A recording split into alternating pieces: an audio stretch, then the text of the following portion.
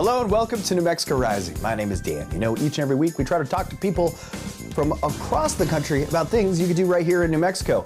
And on this week's show, we got this. That intro. That was the best intro ever. Warm the cockles of my heart. Yes, Goodness my me. face hurts from smiling so big. It's very inspiring. It's really all about second chances. So we have a lot of talent who have had a dream that they've had to put on hold for whatever reason. We're working with Locker 505. The donations will go there. They'll clean them, get them ready, and then we'll shoot them over to YMCA where you can pick up your coat. And just like that, you're warm for the season. Look at that. You're going to cover New Mexico with coats. That's it. That's it. Yeah. That's a really clever idea. Thanks. Which I'm really excited about, but can't really talk about yet. Sorry, I got ahead of myself. That's all right. Your bosses aren't watching my show. You could put as many spoilers here as possible. It might be. All of that and more right here on New Mexico Rising. You know, few stories capture the imagination quite like Wicked. From its incredible run on Broadway, its highly anticipated big screen adaptation, this is a tale that's enchanted millions. Joining us today is Ethan Slater, the talented actor bringing Bach to life in this reimagined Oz. Ethan, welcome to the show, my friend. Dan, thank you for having me. All right, I know you're used to stepping into some surreal worlds, like SpongeBob, and Yeah, sure. now you're jumping into Oz. It has a huge, passionate fan base. What was it like for you to kind of step into this world and take in the role of Bach and a character that's like really integral to the story?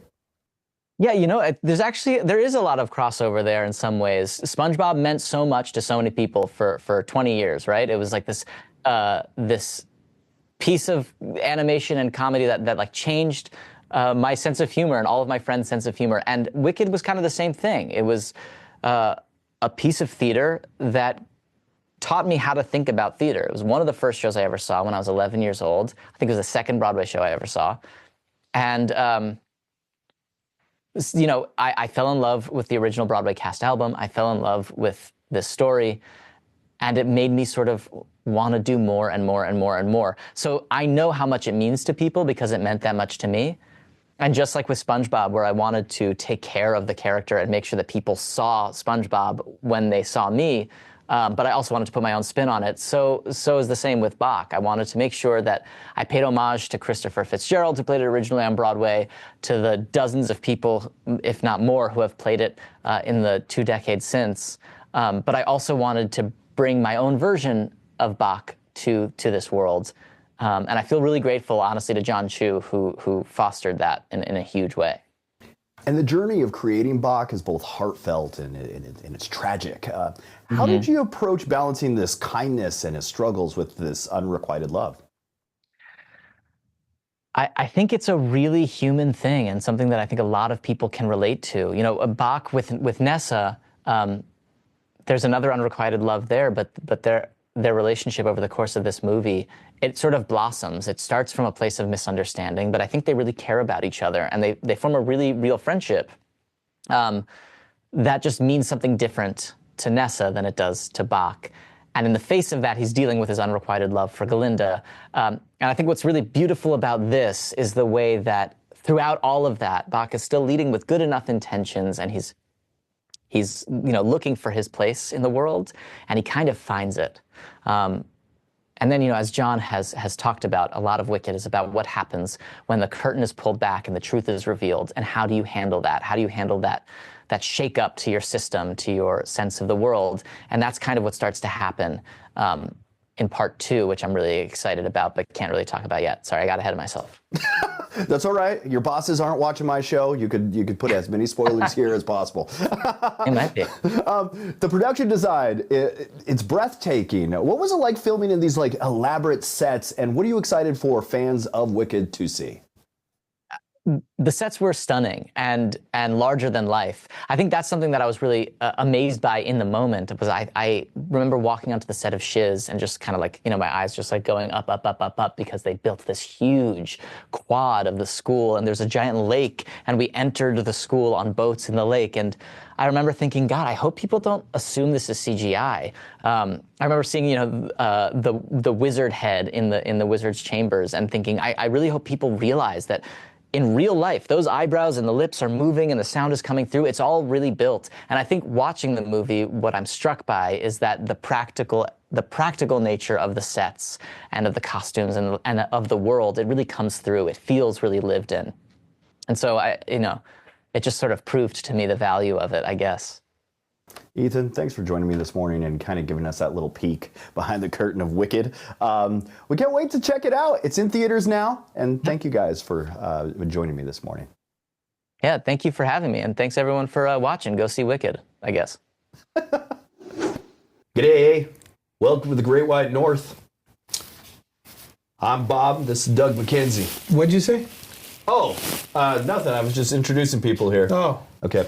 This is AV. He works over at 101.3 The Hustle in town. Hello. Which is a radio station. Mm-hmm. And he's doing something cool for New Mexicans. He's trying to keep them warm. That's why we're wearing the hats, even though we should be wearing coats, because we're not. That's all right, though. It's because we donated them. But, since we are talking about coats covering New Mexico, we're not, we're okay if you bring hats or scarves or gloves, whatever. But we're really focusing on coats. That's it. So you're trying to show the love to some New Mexicans with a thing called Coats Covering New Mexico. Yes. The idea is you're taking donations for coats. Right. Who are you going to be giving these coats to? And if they need a coat, how can they sign up for that coat?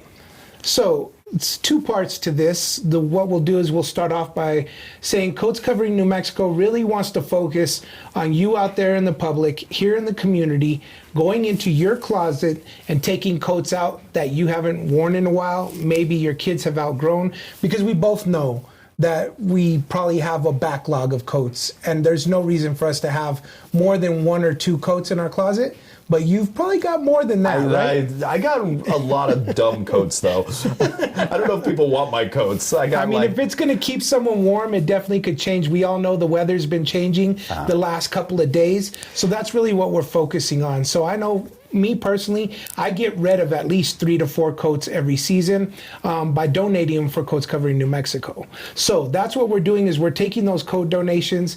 And then on the other end, who needs coats, you said? Mm-hmm. Well, kids need coats, grown-ups need coats. A lot of people need coats. So those coats could be in your closet right now. And it's very easy. If you are in need of a coat, then what you do is you fill out a request by jumping on coatscoveringnm@gmail.com.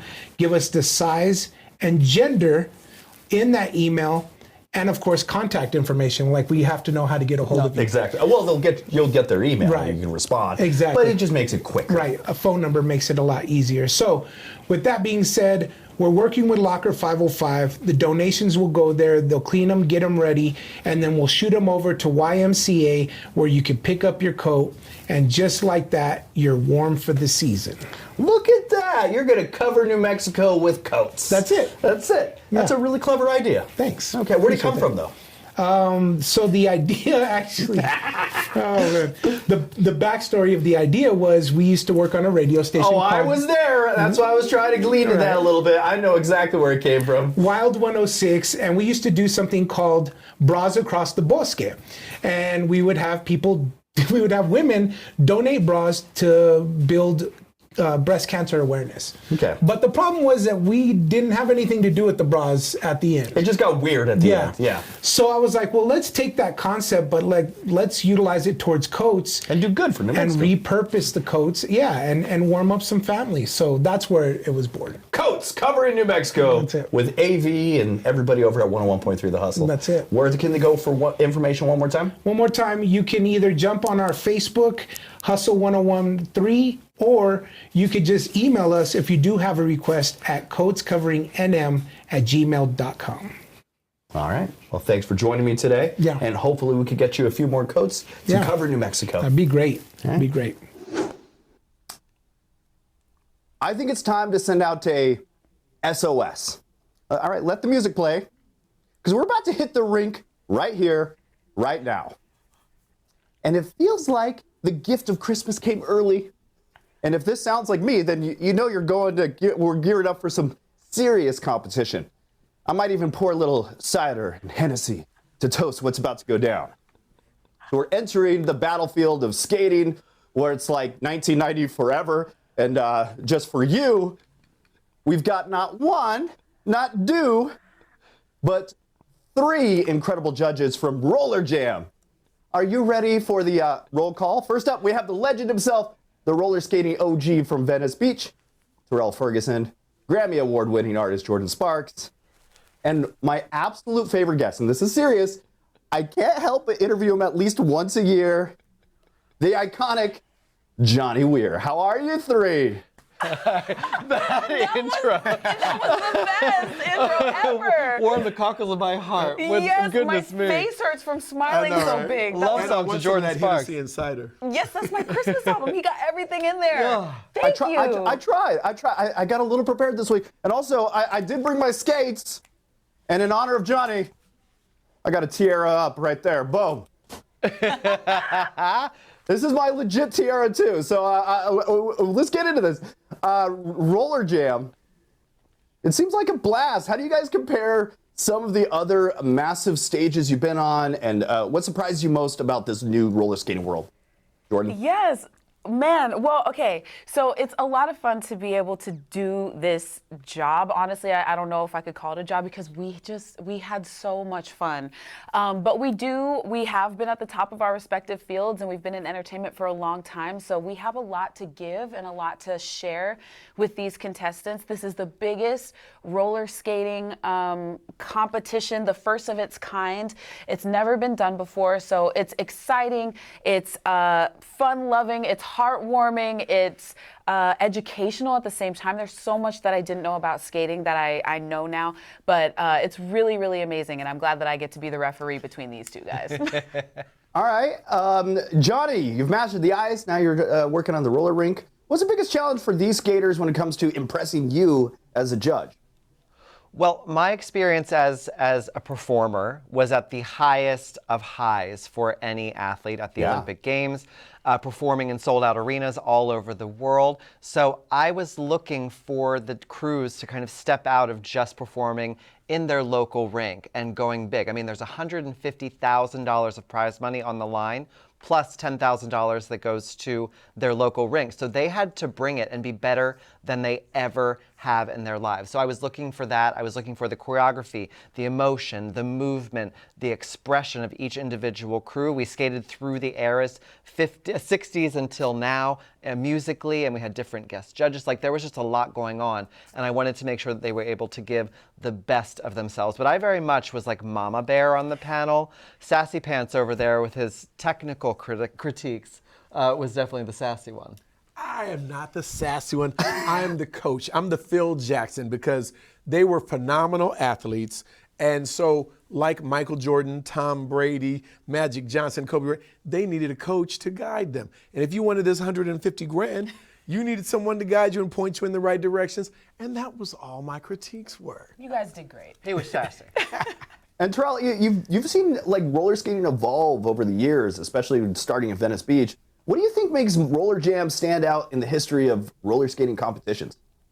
Well, because it's the first. I mean, you have to stand out when you're the first. It's literally the first of its kind national skate competition that's been televised. And we have 2 great networks, Max and Magnolia, that are really giving it the push and the pampering and the love that it deserves, and bringing out, to me, what's one of the greatest sports ever. I mean, I thought I was going to be an NBA basketball player when I was young, but being 6 feet, skating worked out much better. And I'm taller in skates. Yeah.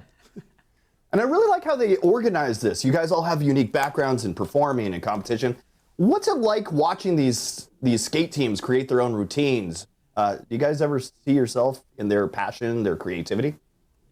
Yes, I mean, I definitely think we all can relate. We do the same thing. I mean, especially Johnny, he's had to do, well, and you as well, actually. All of us. I haven't had to come up with choreography. I play around and stuff like that, but I haven't had to do that. Huh? You got a wiggle? I know, I got a little something. But you know, it's it's different when you take somebody from their comfort zone, right? Their local rink or Venice Beach or wherever they, feel the safest performing, and then you bring them in front of lights, cameras, judges, different types of taping. There's just and a live audience. Like it's a whole other ball game in that way. And I feel like with my competition background on Idol, I feel like I was really able to relate to the contestants, being able to stand next to them and go, look, I've been in your shoes. And if you get a no, that is not the end of your career or the end of your journey. That you just pivot. So there can only be one winner in shows like this, and it was really beautiful to watch the camaraderie that they all had, because even though skating, it can be an individual sport, it can be a crew sport, there's a huge community across the country, and they all support each other. And we really wanted that to come through on this show as well. It's a feel-good competition show. You don't step away feeling overly tensed. You know that whoever's going to win is a well-deserving crew. Yeah. You were super compassionate, too. Oh, thank you. I appreciate that. When I made them cry, she she picked them up. Thank you three for hanging out with me this morning. You really made my day.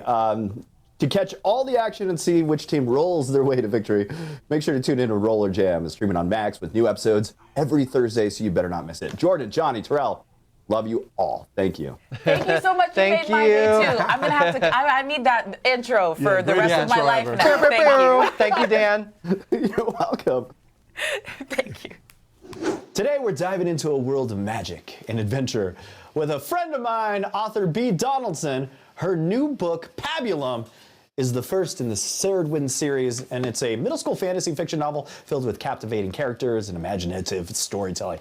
Bea is here to share how this enchanting series came to life and what readers can expect from its magical journey beyond the cover. So welcome to the show, my friend, Bea Donaldson. How are you, my friend? I'm doing great. Thanks for having me. All right. We got to get to, where did the idea of Pabulum come to you? And was there like a particular moment or inspiration that was behind it? Honestly, it came one day. I was hanging out with my friend Amber, and we were eating like a pint of Ben and Jerry's half-baked ice cream. And I was imagining this like little person climbing up the mountains of ice cream. And then it just kind of unfolded from there. And the next 6 hours I spent in her living room writing it all down, page after page. And then it just kind of came out something different than what I had imagined, but all on its own. I swear the story just kind of told me what it wanted from it. So that's, I'm not really sure where it came from, just out of the ether. And I'm flipping through it. Some of the illustrations, they add so much to the story. How did you envision the collaboration with Emily Yohalem? And what was that process like? Emily is one of my best friends, and I had just had my son, and she was pregnant with hers. So we were hanging out, having a little mom powwow, and she had a bunch of her sketches out. And I noticed a couple of them just seemed perfect for what I was writing. And so one of the characters that she already had, just like a fun, I ended up putting in the book, Calyx. I don't know if I can find the illustration of him quickly, but from there she started reading the book, and she put together a few characters. And after that was all I could see in my mind when I was picturing the storyline, was just her art. And so I wanted her to be a part of it because I think she's such a brilliant artist, and really just wanted her work out into the world a little bit more. And middle school readers are kind of a unique audience. How did you approach writing a story that would probably resonate with them while also offering more of a broader appeal to others? I absolutely love middle school. I think they're so funny and full of questions, and just so much imagination and life. And I guess I have always really enjoyed middle school age fantasy novels. That's kind of my favorite genre to read, even as an adult. Of course, I like adult fantasy novels, but I always go back to those lighthearted stories about trying to overcome either an outside or an internal struggle. And I feel like even as adults, we can all still resonate with that. So it's a story that's written for a middle school age now, or your inner middle schooler, and will just hopefully appeal to all ages. Yeah. And I kind of commend you for starting off by putting your first book, calling it part 1 of the Sarah Wood series. That means you got to do more. What can readers look forward to in the rest of the Sarah Wood series? And are there hints about where that story will go after Pabulum? Yes. So I did write a little bit of a spoiler, an epilogue. And I have 2 books in the lineup. I'm hoping to keep it just a series of 3. Fingers crossed. It was only supposed to be 1 book when I started, so it has grown into more than that. But book 2 will be Pariah, and book 3 is Anathema. And it'll dive a little bit more into some of the history of the island, and it will then take us on more journeys with our characters. So, and when you finish those, you better come back and share them with us here, all right? Because I'll be happy to help you promote. For those that are excited to check out the series, where can they get their hands on Pabulum, and how can they stay connected with some of the updates that you also have? Sure. So you can get it immediately from Amazon right now. You can just Google Pabulum, the book title, and it should pop up. If you are in Albuquerque, there's a couple of bookstores that it's in right now, Organic Books and Tidal Waves. And you can also go to Bootstrap Publications website. It's just bootstrappublications.com. My personal page would be /Bea Donaldson, Bea Donaldson. So you'll be able to get updates there, and you can also follow the Instagram page. It's at the Sarah Dwen series. So I'll be posting all of the updates and everything there as well. So. If you want to get a copy of Bea Donaldson's books, you can make sure you go to Amazon or go to our website, newmexicorising.com. We're going to have it available there for you to purchase as well. Bea, absolutely love you. Thanks for joining me this morning, my friend. Yeah, love you too. It's the holiday season, and life is full of evolution. For the performers in Second Chance stage, the time has come to get another chance to shine. As a performer myself, I know how it takes a lot of emotion to admit that I need more than just a second chance. I'd probably need at least 11. The show celebrates those waking up laughing at life's twists and turns, proving it's never too late to chase something timeless. These wild angels are stepping back into the spotlight without being too reckless, showing us all what it means to embrace resilience, creativity, and second chances. Guiding these performers through their journeys is someone who knows a thing or two about making dreams everlasting, with a career spanning decades, countless awards, and an iconic voice. She's brought magic to the stages and hearts alike, and I love interviews like this. It's like waking up to a white Christmas, but that's just the way I am. So please welcome the one and only Martina McBride. How are you? I'm great. How are you? I'm doing fabulous. All right. This new show, Second Chance Stage, it feels pretty inspiring. Can you tell us about it, what it makes it feel so special for you and to be a part of it? It's very inspiring. It's really all about second chances. So we have a lot of talent who have had a dream that they've had to put on hold for whatever reason, many, many different reasons. Life just gets in the way sometimes of them, continuing in show business. And they get to come on stage and compete for $100,000 prize and perform live in front of a live audience full of talent scouts and agents and producers, and really just show us what they have, and we get to hear their stories, and it's so heartwarming and so inspiring. And I don't want to spoil too much, but can you give us a little sneak peek, maybe share one of those moments or performances that really stuck with you this season? Well, so many. I mean, at the end of every show, of course, we have to pick a winner, and it was not easy. It was always, a challenge, really, to pick one winner out of all the talent.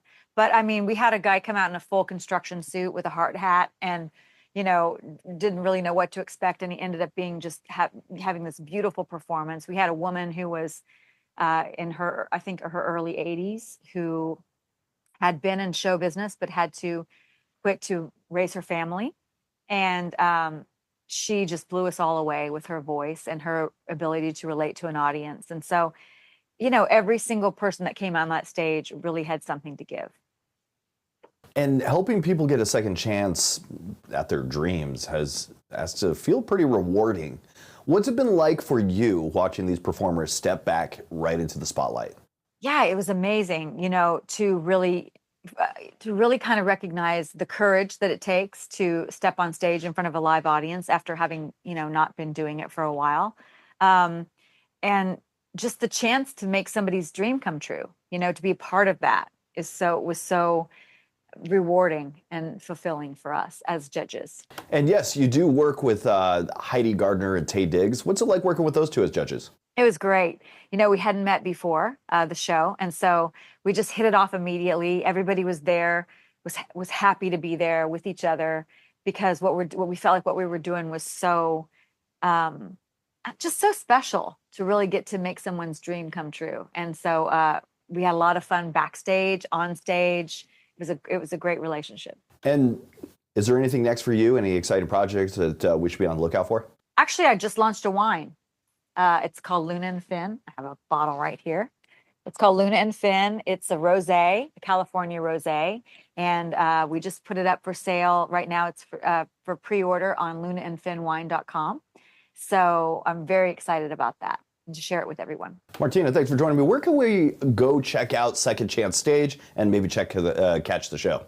It streams on Max. So you can go to max.com for more information. And then 2 episodes a week until December 19th, when we have our grand finale and we choose our winner. Martina McBride, thanks for joining me this morning. Thank you. Thanks for having me. And that is it for New Mexico Rising. I want to thank you for tuning in and checking out the show. If you actually want to be on the show, email me. That's newmexicorising@gmail.com. You can follow us on Facebook and Instagram. Just look up New Mexico Rising. Also, go to our website, newmexicorising.com. I got books from some of the authors we bring onto the show. We put them on there for free. All you got to do is pay for shipping, and there are limited quantities. So get those as quickly as you can. That's newmexicorising.com. Follow us on YouTube. That's youtube.com/NMRising. Make sure you like, comment, and share there. And until next week, that was New Mexico Rising.